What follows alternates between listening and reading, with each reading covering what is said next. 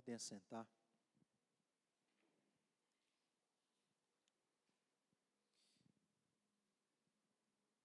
Em Mateus capítulo 24, versículo 15, na verdade, capítulo 24, Jesus apresenta para nós sinais dos fins dos tempos.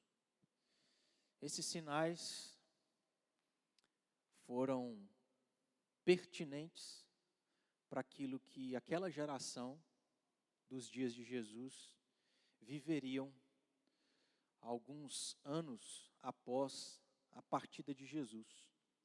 Jerusalém, a cidade e o templo foram destruídos, mas esses sinais também foram deixados por Jesus como alerta a nós, povo dele e igreja de Cristo, para todos os tempos, uma vez que esses sinais são repetitivos. E vimos todos eles, tanto olhando para os dias daquela geração, dos dias de Jesus, como também olhando para os nossos próprios dias, pensando, quem sabe, Jesus estar próximo, bem próximo, ou não de voltar. Estando ou não, esses sinais servem de alerta para que a gente não seja pego de surpresa, para que a gente não esteja despreparado em relação àquilo que irá acontecer. Dentre tantas coisas, irmãos, o que o próprio Jesus repetiu por pelo menos 3 vezes aqui nesse sermão profético no capítulo 24 de Mateus, que foi sobre a realidade alta de nos últimos dias haver muito engano, aonde muitos seriam enganados. Inclusive, isso seria uma tentativa dos falsos cristos e dos falsos profetas em relação aos próprios eleitos. Mas um verdadeiro eleito jamais será enganado. O fato é que nós precisamos estar atentos, né? E aí a gente deixou para estudar por último o versículo 15, que trata sobre o anticristo, ainda que essa palavra não apareça, mas nós temos uma outra expressão sinônima que se refere ao anticristo, que é o abominável da desolação. Nós entendemos, olhando para Daniel, algumas características de indivíduos que foram um tipo de anticristo e que, entendendo as características que eles tiveram, também nós podemos entender como o anticristo será e o que ele fará, porque uma coisa reflete a outra, uma coisa tem relação com a outra, uma coisa aponta para a outra.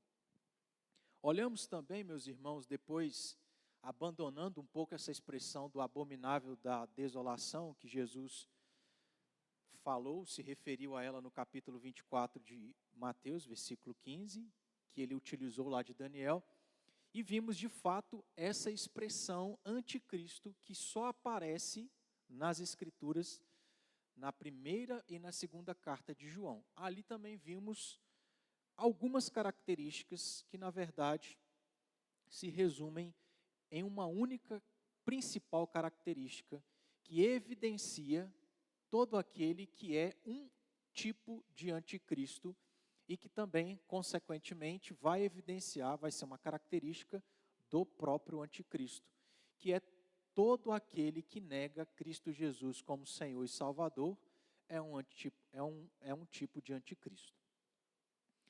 Em Daniel nós temos características mais amplas, por conta da figura de linguagem que é muito ilustrativa, que é metafórica. E em João nós temos essa característica principal que se resume em negar que Jesus é o Cristo. O último estudo que nós tivemos foi também abandonar a expressão abominável da desolação, a expressão anticristo, e conhecer mais 2 outras expressões que o apóstolo Paulo utiliza, na sua segunda carta aos Tessalonicenses, no capítulo de número 2, onde ele se refere ao anticristo de duas outras formas. Alguém se lembra? Quais foram as duas outras expressões utilizadas pelo apóstolo Paulo?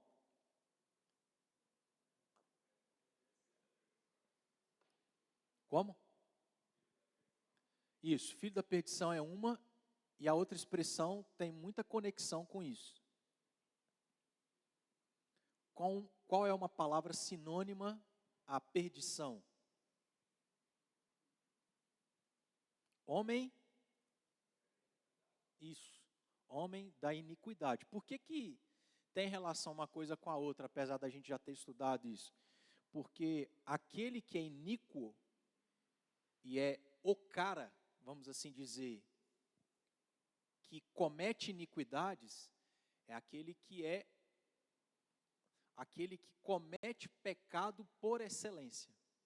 Se você, vamos assim dizer, né? Se você gostaria de saber quem é uma pessoa que peca verdadeiramente, será o anticristo. E aí aquele que comete iniquidade, comete pecado. Aquele que comete pecado, não tem salvação. Por isso que é o filho da perdição. Que é uma expressão, vale ressaltar isso aqui, eu não tinha feito anteriormente, que é uma expressão que também aparece no Novo Testamento. Alguém se lembra? A quem mais foi usada essa expressão no Novo Testamento, filho da perdição?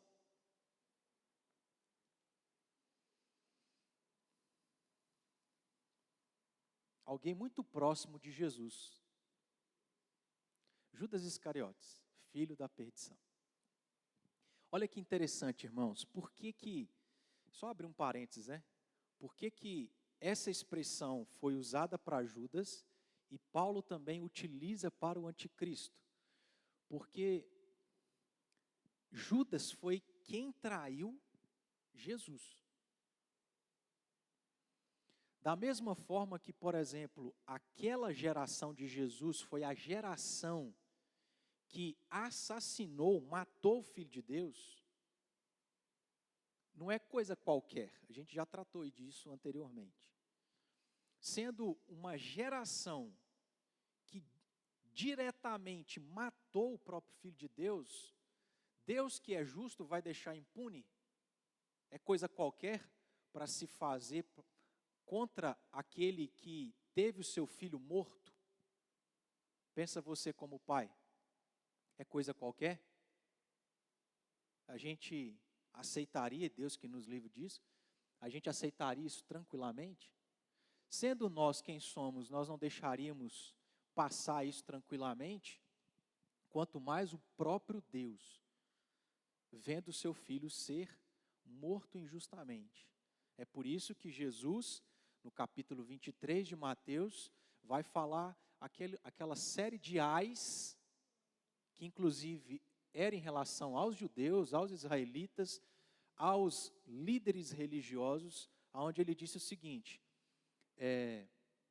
não passará essa geração sem que se cumpra esses sinais. Destruição de Jerusalém, destruição do templo de Jerusalém. Judas foi quem traiu Jesus. Não é coisa qualquer. Alguém que trai o Salvador está perdido. Filho da perdição. E quem será o anticristo? Será aquele que nega totalmente que Jesus Cristo é o Salvador. Quem não crê que Jesus é Salvador, o que acontece? Está perdido. Mas o anticristo será isso de maneira excelente. Não seria o melhor termo, né? Mas seria de maneira incomparável, será de maneira incomparável. Nesse sentido, Judas, um discípulo escolhido por Jesus, foi um tipo de anticristo, muito próximo ao que o anticristo será. E aí me chamou a atenção algo que agora, no que eu acabei de dizer, que eu não tinha pensado, que nós vamos ver no texto de Apocalipse, na passagem que nós vamos aqui a princípio estudar, que é o fato de você já parou para pensar que Jesus escolheu dentre 12 um para ser seu discípulo, que ele sabia que o negaria, não creria nele verdadeiramente, que seria chamado filho da perdição e que, de certo modo, seria um tipo de anticristo. O que eu quero chamar a atenção dos irmãos com isso? De que os planos de Deus, de fato, meus irmãos, são incompreensíveis.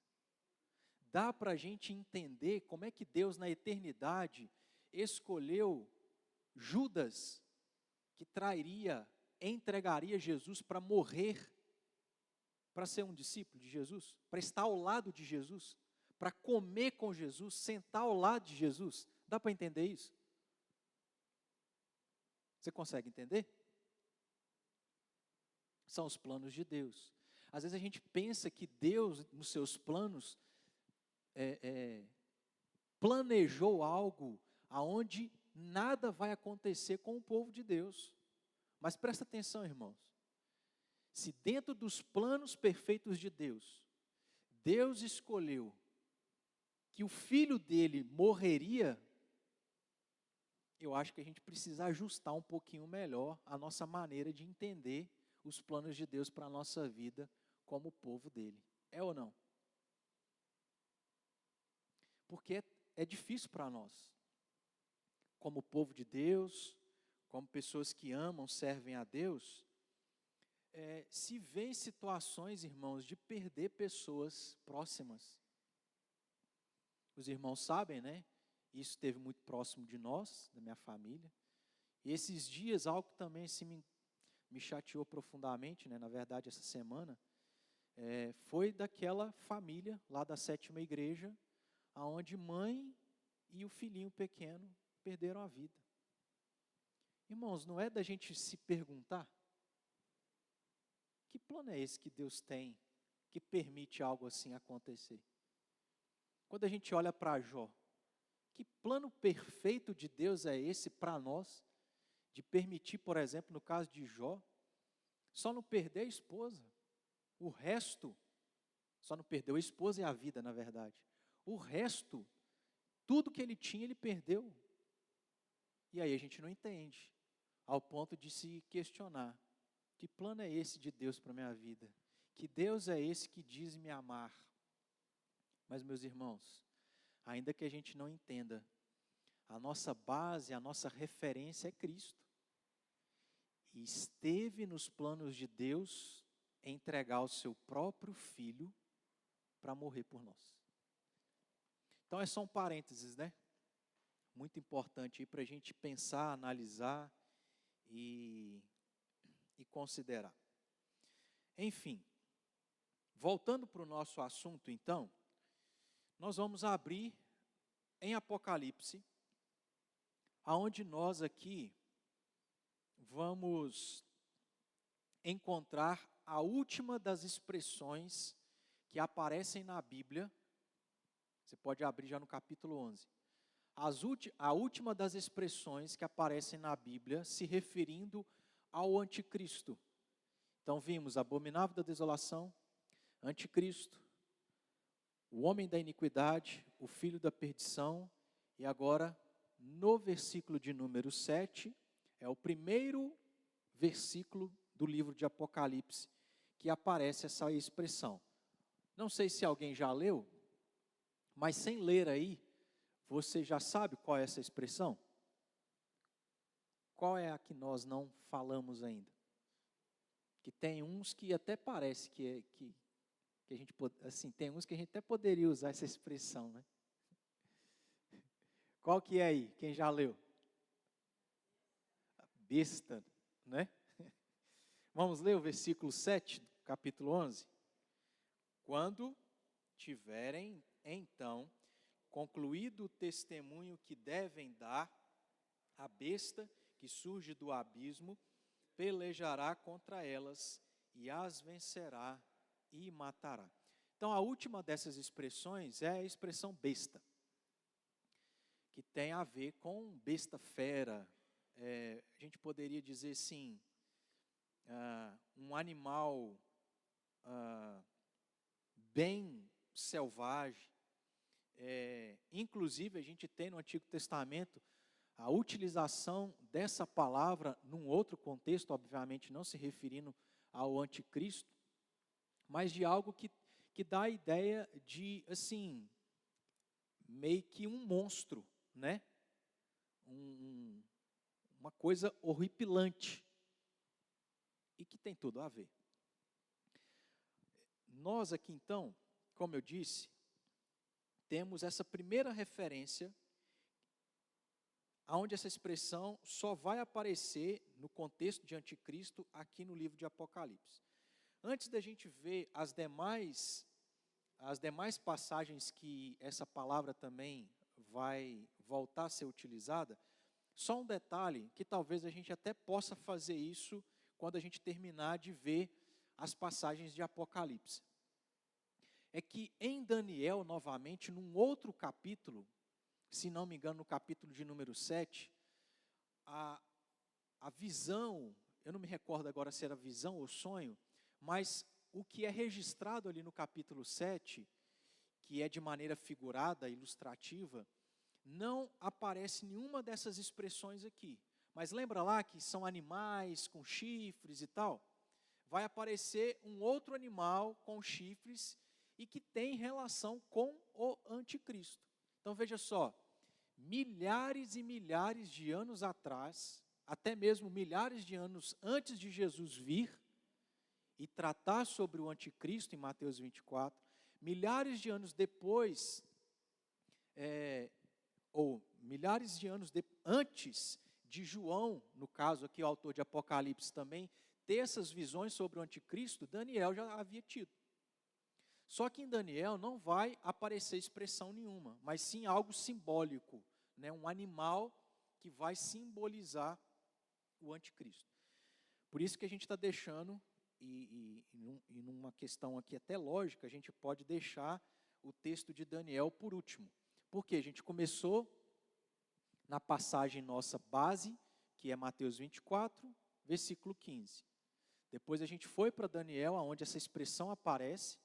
Depois a gente foi para outras expressões, lá em João, sobre o anticristo.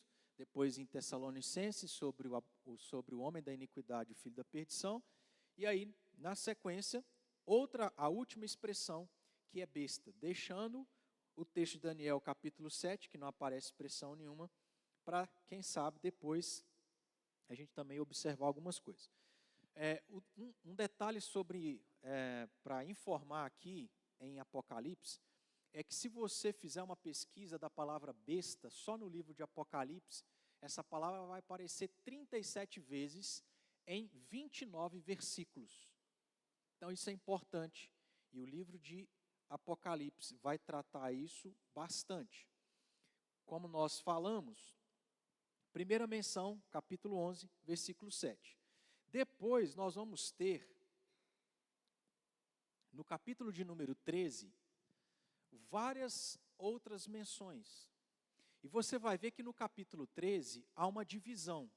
Abra aí a sua Bíblia.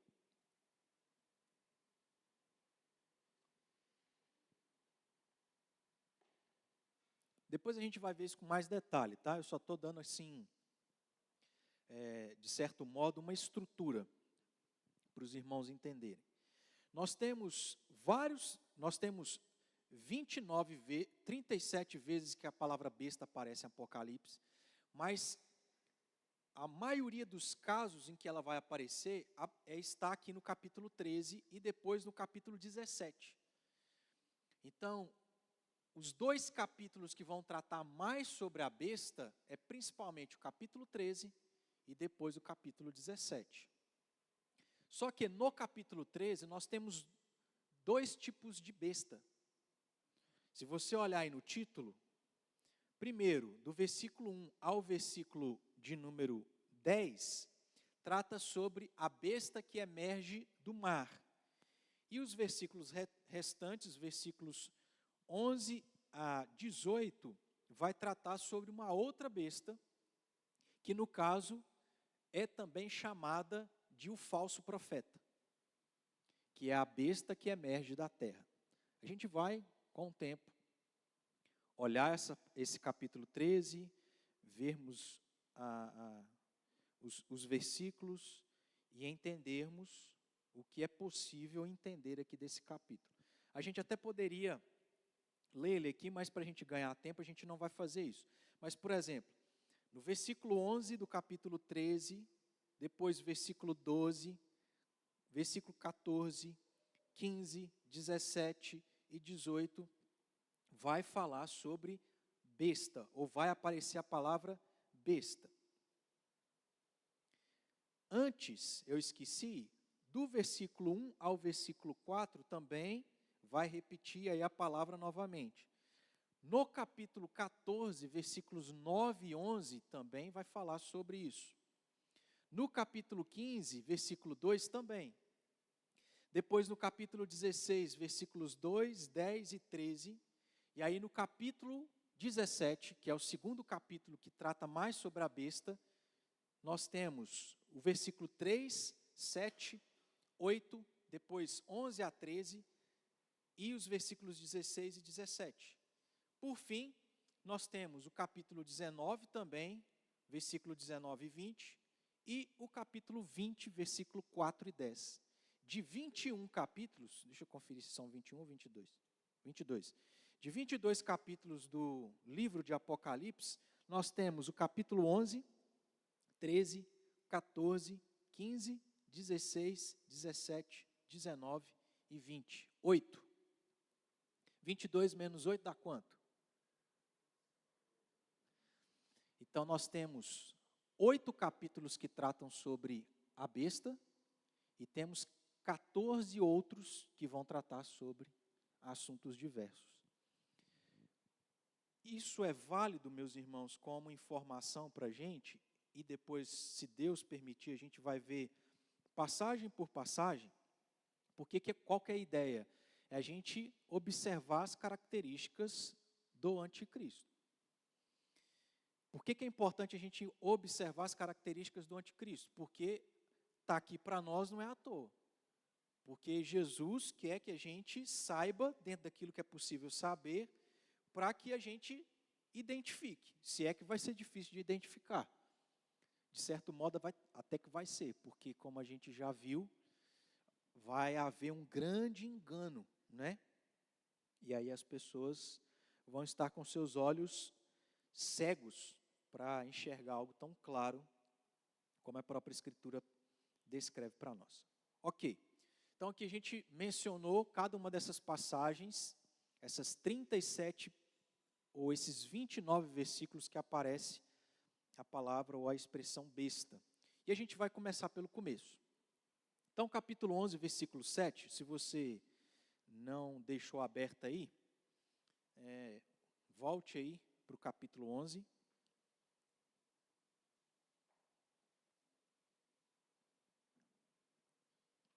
Nós vamos tentar entender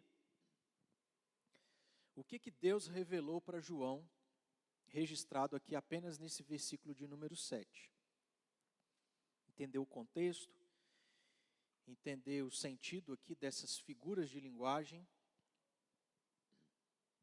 E repetindo o texto, diz: quando tiverem então concluído o testemunho que devem dar, a besta que surge do abismo pelejará contra elas e as vencerá e matará. O que é mais fácil para a gente entender em relação ao anticristo aqui na passagem que é informado para nós? Quais são as coisas que a gente pode mencionar que saltam aos nossos olhos aí de maneira fácil sobre o anticristo? Vamos pelas partes mais fáceis, que aí depois a gente deixa as mais difíceis para a gente entender. Só um exercício, tá? Para trabalhar os irmãos aí. Olha para o texto. O que o texto fala sobre o anticristo? Vencer e matar. O que mais? Antes. Certo. O que não fica tão claro para a gente entender o que é isso, né?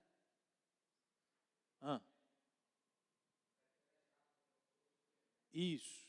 Então, complementando o que o Hugo falou, de maneira muito clara, o anticristo vai pelejar contra alguém, algo, vai vencer e vai matar, certo?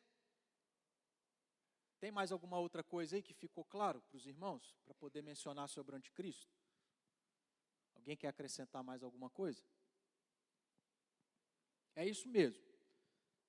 O que é mais fácil da gente entender é que o anticristo vai pelejar contra algo ou alguém, vai vencer e vai matar. Agora, quem é esse algo? O que é esse algo? Ou quem é o indivíduo? Quem são as pessoas que ele vai pelejar, vencer e matar? A gente também vai tentar responder e entender isso. Antes, vamos então pelo começo. O versículo começa dizendo: quando tiverem então concluído o testemunho que devem dar. Há uma informação aqui importante para a gente entender quem são estas coisas ou pessoas que o anticristo vai pelejar, vai vencer e vai matar.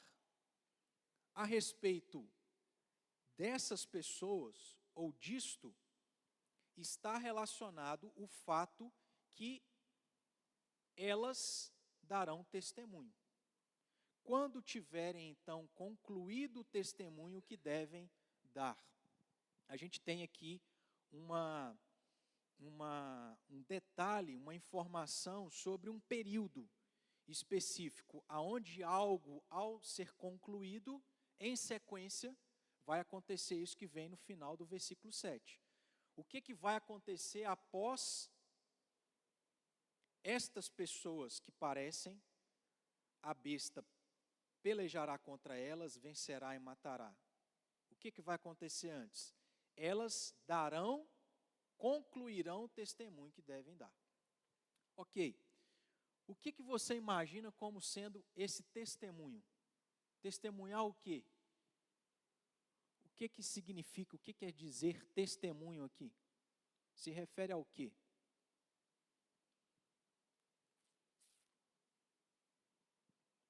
Alguém tem ideia? Ninguém quer tentar falar, não?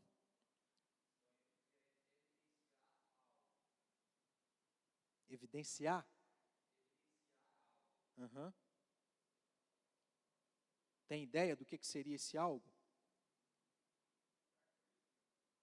A Cristo, Deus, é isso aí. Mas o que evidencia Cristo e Deus?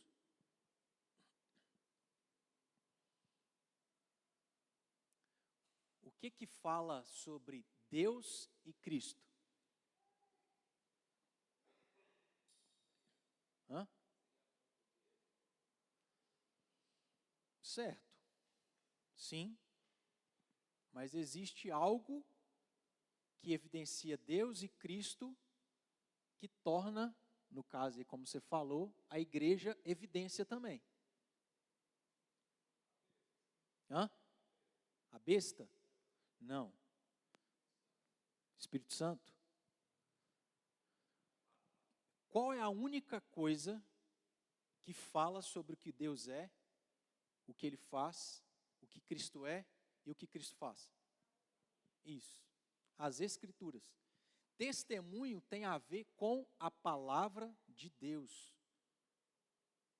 Como é que alguém testemunha, ouve, sabe sobre quem Deus é, sobre quem Cristo é e o que eles fazem? Não tem mais nada no mundo a não ser o quê? A palavra de Deus. Agora, qual é o instrumento de Deus para poder comunicar ao mundo a sua palavra? A igreja. Certo? Nós, o povo de Deus. Só para a gente poder observar essa ideia, abra aí em Atos capítulo 1, versículo 8.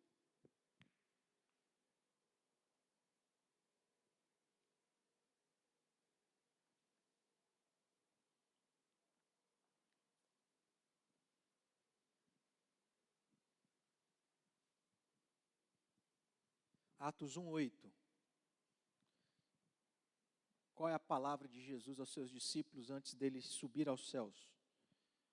Mas, vamos lá, juntos? Mas recebereis sobre vós Espírito Santo e sereis minhas testemunhas em Jerusalém, toda a Judéia e Samaria e até os confins da terra. A palavra testemunha aparece aí também. E Jesus está se referindo ao quê?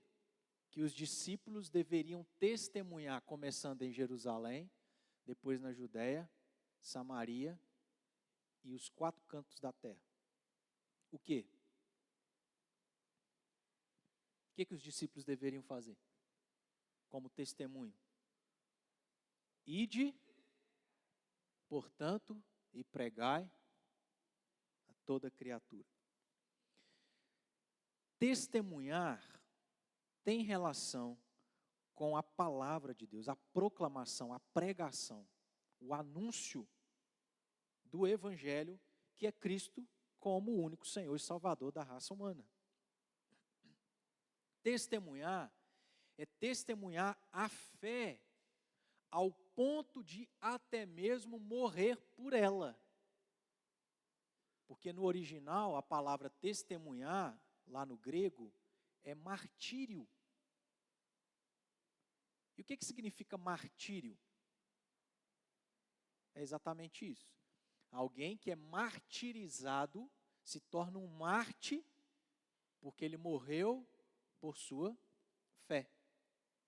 Olha o que diz em Atos capítulo 7, a partir do versículo 54. O primeiro mártir da igreja foi quem?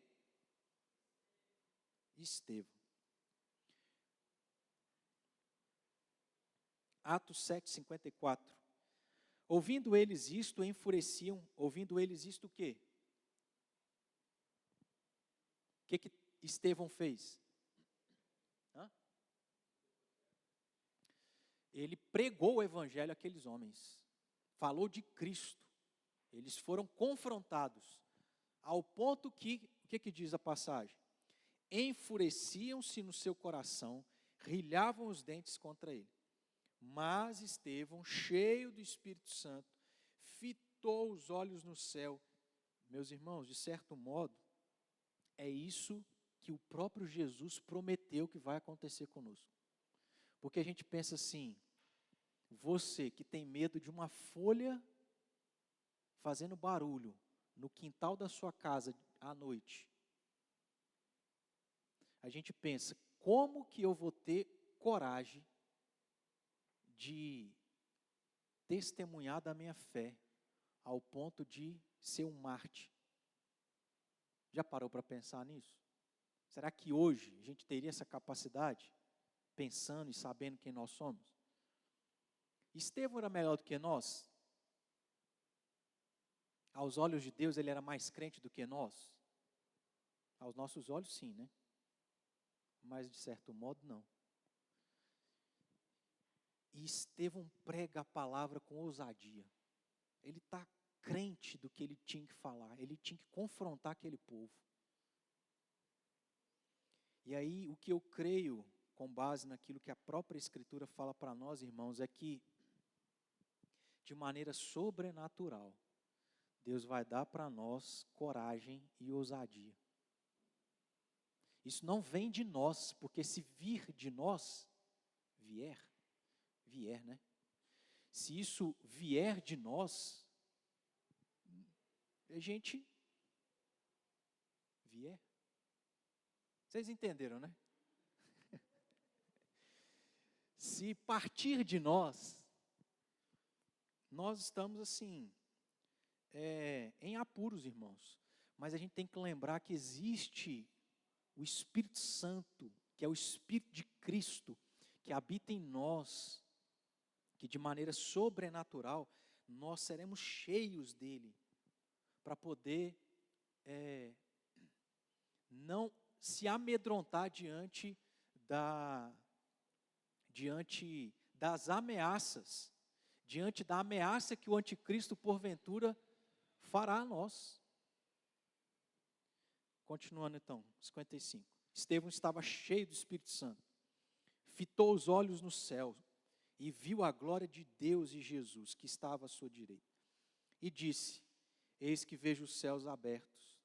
Meus irmãos, como eu preciso me apropriar disso aqui, porque depois que eu me tornei pai, depois de algumas coisas que foram acontecendo, eu meio que fiquei assim, um pouco traumatizado.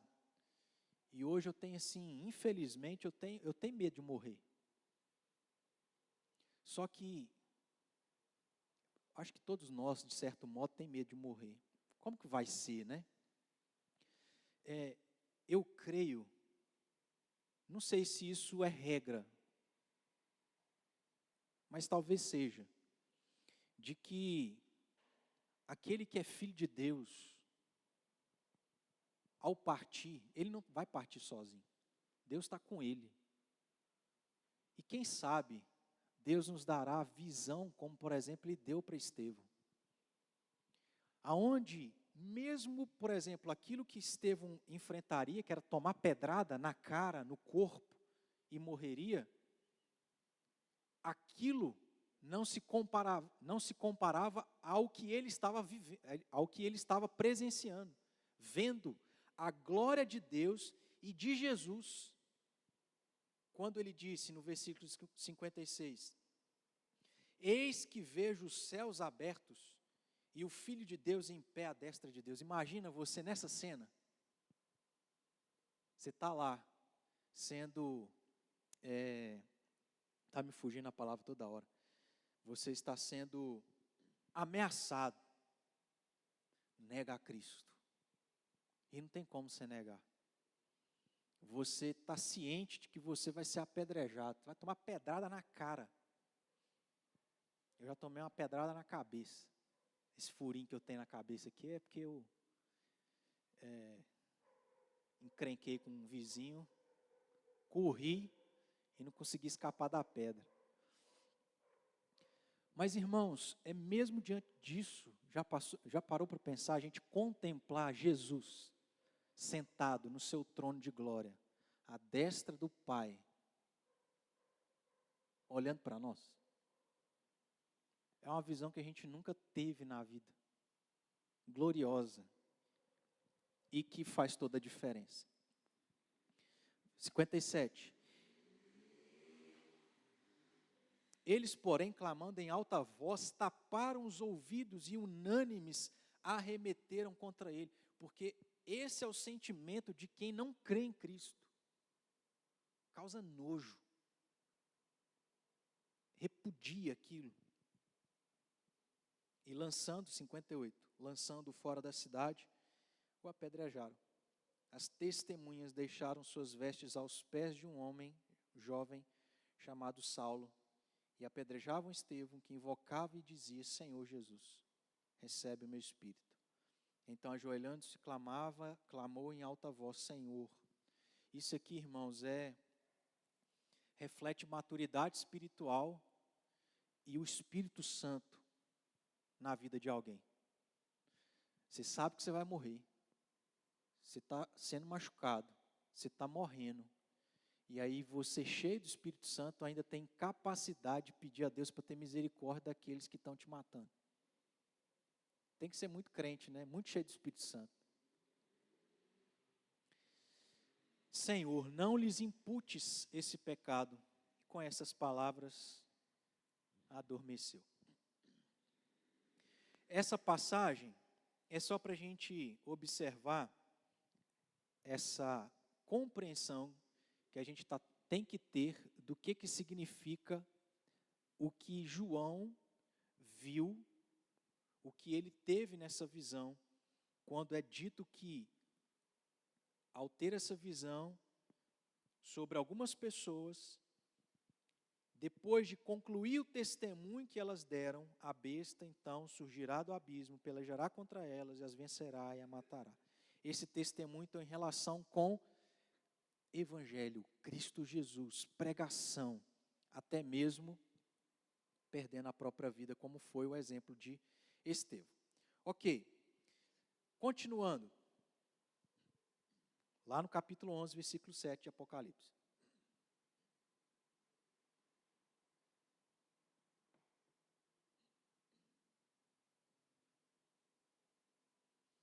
Quando tiverem então concluído o testemunho que devem dar, a besta que surge do abismo pelejará. A ideia é que antes dessa conclusão do testemunho, que é a proclamação, a pregação da palavra, o anticristo não vai surgir. Isso te lembra alguma coisa? Lembra o capítulo 24 de Mateus. Se você, olha aí, vá lá para o capítulo 24, abra no versículo, veja aí o versículo 14 e o versículo 15.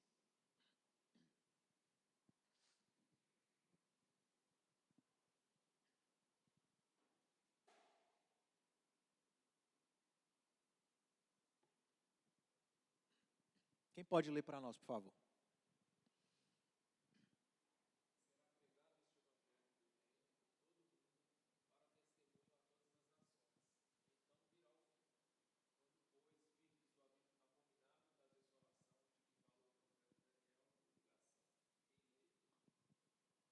Você conseguiu fazer a relação do capítulo 24 com Apocalipse, capítulo 11? É a mesma coisa, só que Jesus descreve de maneira um pouco mais detalhada e João vê de maneira um pouco mais resumida. Por quê? Em Mateus fala que antes do surgimento do abominável da desolação, que é o anticristo, que é a besta, o que tem que acontecer? O evangelho será pregado a toda criatura debaixo do céu. Somente quando isso acontecer é que ele vai surgir. E o que João viu aqui? Quando tiverem então concluído o testemunho que devem dar, a proclamação do evangelho, que fala sobre Cristo Jesus como Senhor e Salvador, o que vai acontecer? A besta surge, ela vem, no caso aqui do abismo, para fazer 3 coisas: pelejar contra os que testemunharam, para vencer e para matar.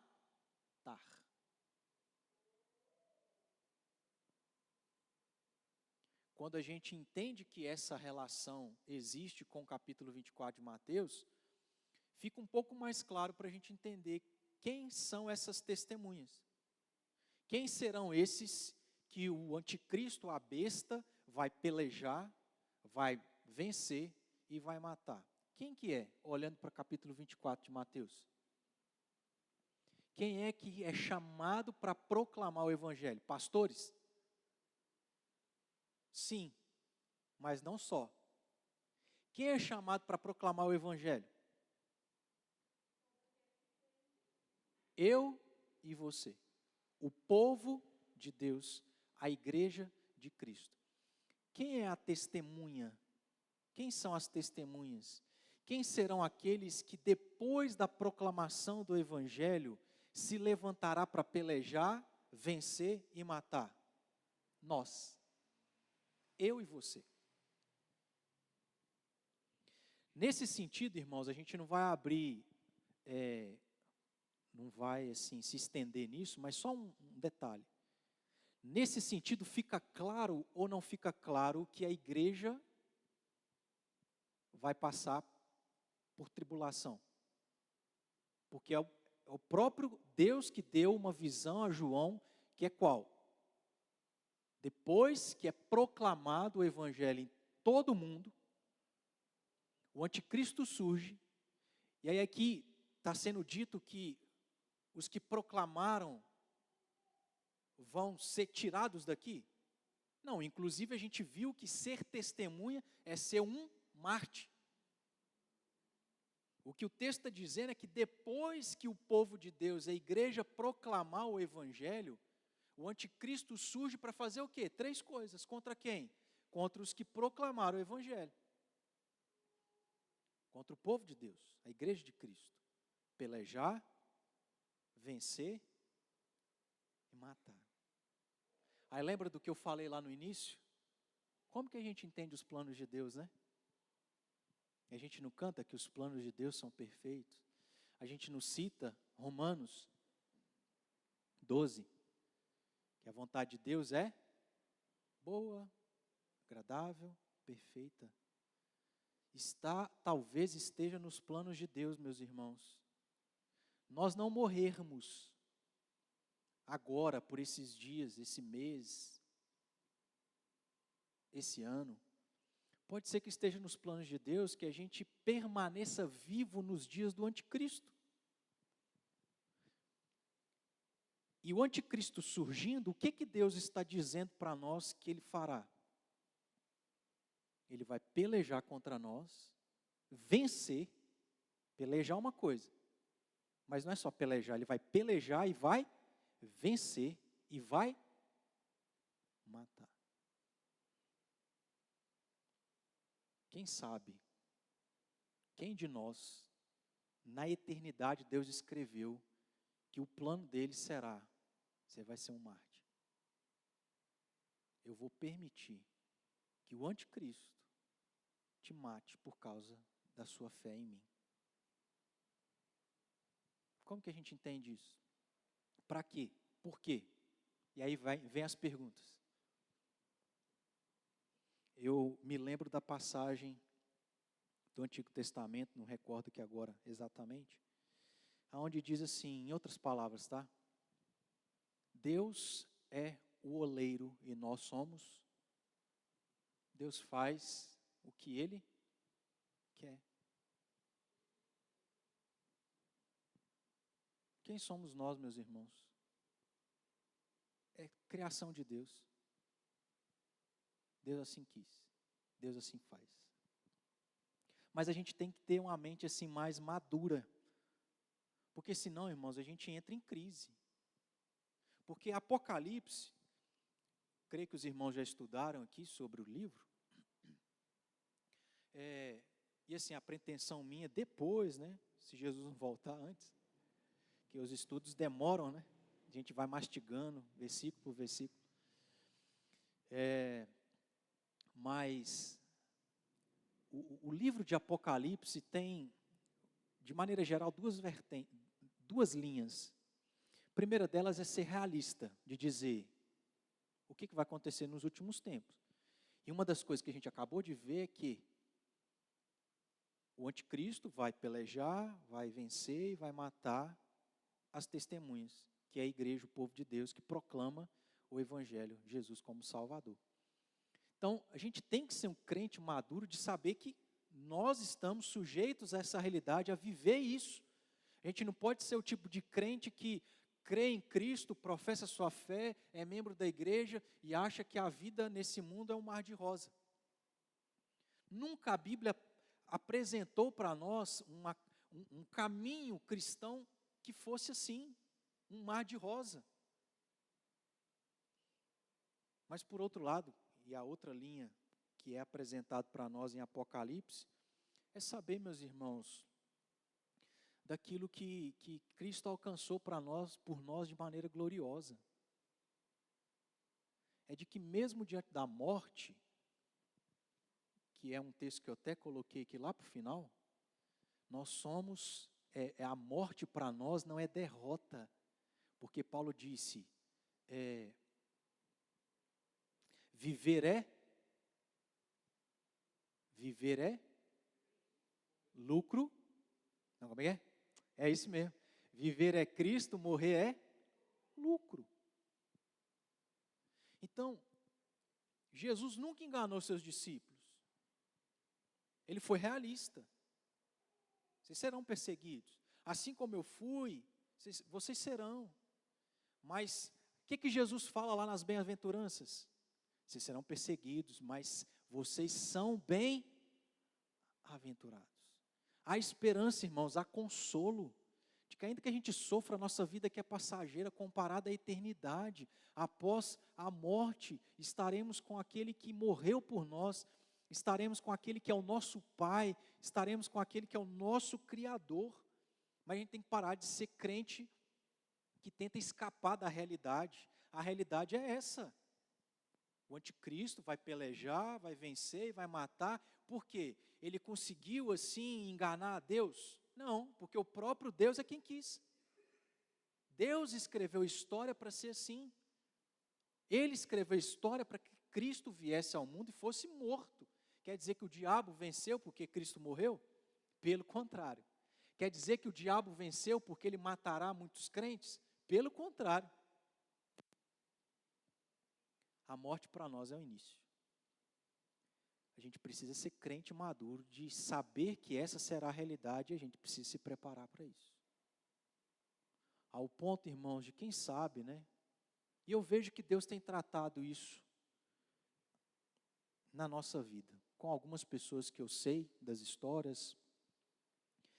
Não sei se você já parou para pensar, mas você tem percebido que às vezes Deus tem trabalhado em nós para nos forçar, entre aspas, a abrir mão das coisas dessa vida e focar mais nas coisas de Deus? É uma pandemia. É Ele não permitir você juntar dinheiro. Porque esse é o sentimento que eu tenho, assim, Deus não deixa a gente juntar dinheiro. Na hora que você junta, estraga um negócio. Aí, né? Kelly. Você não está esperando um negócio, dá problema. Aí o dinheiro que você guardou lá, para você ir para a praia, lá para Guarapari, Guriri, sei lá. Aí você tem que tirar o dinheiro. Às vezes a gente pensa assim, nossa, mas Deus é tão ruim, né? Porque tem tanta gente que prospera. Só eu que não consigo viajar, só eu que não consigo juntar dinheiro. Mas às vezes, irmão, a gente não entende os planos de Deus, e os planos dele para nós é o seguinte, assim, ó. Eu sei que o dinheiro vai te corromper. Não vou deixar você ter, não. A sensação que às vezes eu tenho é que Deus está nos ensinando a desprender desse mundo. Para a gente voltar mais para as coisas de Deus. Porque, irmãos, é só voltando para as coisas de Deus que a gente vai conseguir lidar com essa realidade. Qual? Se Deus quiser. E aí a gente não diria assim, Ele quer, né? A gente diria que Ele não queira. Mas se Deus quiser, e a gente viver nos dias do anticristo, o que o anticristo vai ter como objetivo? Pelejar, vencer e te matar. E aí? Se uma pandemia já trouxe tanta desestrutura para nós, está vendo, irmãos, como que a nossa mentalidade, o nosso coração tem que de fato ser trabalhado por Deus, para a gente, Deus, não estou apegado a nada nessa vida não. Eu não comentei aqui que eu tenho medo de morrer? Talvez não seja por causa do dinheiro, das coisas materiais, mas talvez seja por causa de outras coisas que eu ainda estou preso. E Deus precisa tratar o meu coração para me libertar disso. Então a gente vai parar por aqui. Não tem como a gente terminar esse versículo 7, porque há alguns outros detalhes que a gente vai precisar aqui olhar para as Escrituras para entender. O que a gente então precisa saber é que o livro de Apocalipse trata sobre o anticristo usando a expressão besta. Nós temos essa primeira referência no capítulo 11, versículo 7. Entendemos aqui que esse texto trata sobre o povo e a igreja de Cristo, o povo de Deus e a igreja de Cristo, e que o anticristo só surgirá depois que se cumprir aquele sinal de Mateus 24, versículo 14, que é a proclamação do evangelho a toda criatura. Após isso ser cumprido, o anticristo surge, e aí ele vai ter 3 objetivos contra a igreja e o povo de Deus: pelejar, vencer e matar. Que nós possamos, então, guardar estas coisas na nossa mente, no nosso coração e nos preparar dentro daquilo que é possível. Que Deus nos ajude, tenha misericórdia de nós. Alguém quer comentar alguma coisa, irmãos, ou perguntar? Então vamos orar, vamos colocar de pé.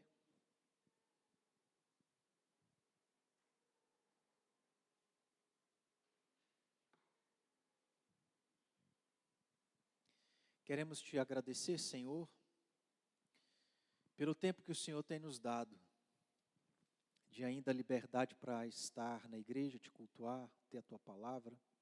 poder ler e estudá-la. Te agradecemos porque o Senhor tem ainda nos dado a oportunidade de aprender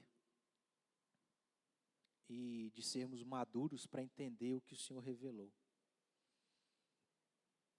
Daquilo que faz parte dos teus planos, que foi entregar Jesus Cristo. E te agradecemos por isso. Porque se não fosse a vontade do Senhor, que Ele morresse, ó Deus, a vida seria terrível. O nosso fim seria terrível. Deus, a gente precisa ter maturidade para te agradecer por tudo. Até mesmo, ó Deus, pela morte daqueles que estão ao nosso redor, inclusive a nossa própria morte. Ó Deus, nós devemos agradecer por saber e poder confiar no Senhor, de que teus planos são perfeitos. De que tudo acontece somente porque o Senhor que quis. Que, ó Deus, apesar do Senhor permitir que o anticristo peleje, vença e mate o teu povo, isso será por pouco tempo. E ele será destruído, ele será derrotado.